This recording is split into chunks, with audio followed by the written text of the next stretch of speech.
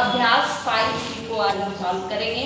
इसमें पहला क्वेश्चन है, निम्नलिखित को घातांकी रूप में लिखिए, है ना, यानी घात के रूप में लिखना है। कैसे लिखना है? घात के रूप में। तो घात को थोड़ा सा समझ लेते हैं। अगर बार बार एक ही नंबर से गुणा करना है ऐसे, समझ में आएगा? तो ये तीनों एक ही नंबर है ना?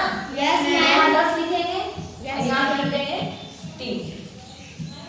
तो ये हो गया 10 की घात 3 या 10 का घन।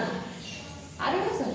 फिर देखिए, अगर यहाँ 5 × 5 है, इंटू 5 या फिर इंटू 5, तो 5 लिखेंगे और ऊपर घात कितनी हो जाएगी? 3।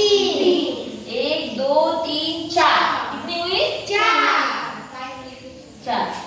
तो ये जो 5 है, यानी जो 5 है वो क्या हो गया? बेस हो गया, आधार। ठीक, 5 क्या है? आधार या बेस। और 4 क्या है? घात। 4 को पढ़ेंगे आएगा समझ में।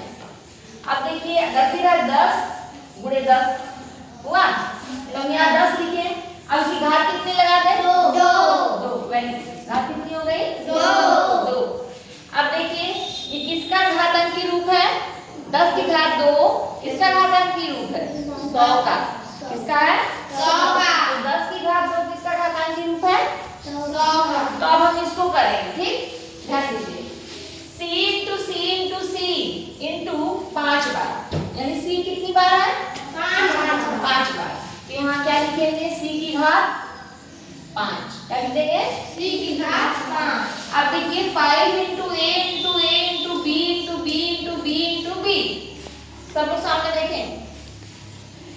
एक बार हुआ 5, एक बार है ना? Yes ma'am. a कितनी बार है? मैम 3 बार। 2 बार। हाँ 2, तो a की घात 2। अब b कितनी बार है? Ma'am phone. क्वेश्चन नंबर 3, कितनी बार 7 है? 3। तो यहाँ 7 लिख देंगे और घात कितनी हो जाएगी? 3। हो गया? Yes ma'am. नेक्स्ट देखिए, इसमें t × y है, तो ये लिख लेंगे यहाँ पे आधार t और y लिख लेंगे। t कितनी बार? 2 बार। घात कितनी लग जाएगी? 2। y कितनी बार? 2 बार। तो घात 2। अब नेक्स्ट क्वेश्चन देखिए, गुणा के रूप में लिखिए। अब जैसे ये है ना, ये घात के रूप में है, इसको गुणा के रूप में लिखना है। देखिए कैसे लिखेंगे।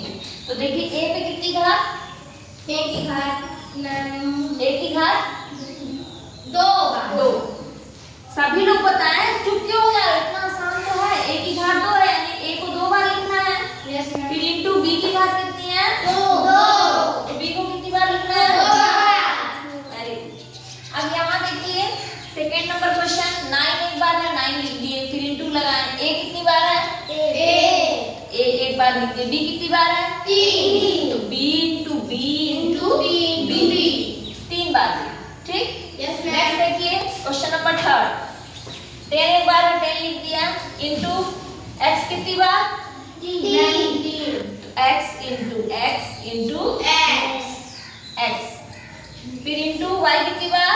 3। तो 3 बार लिखूंगा, y इंटू y। z कितनी बार? 3। z into z। ये हो गया आंसर।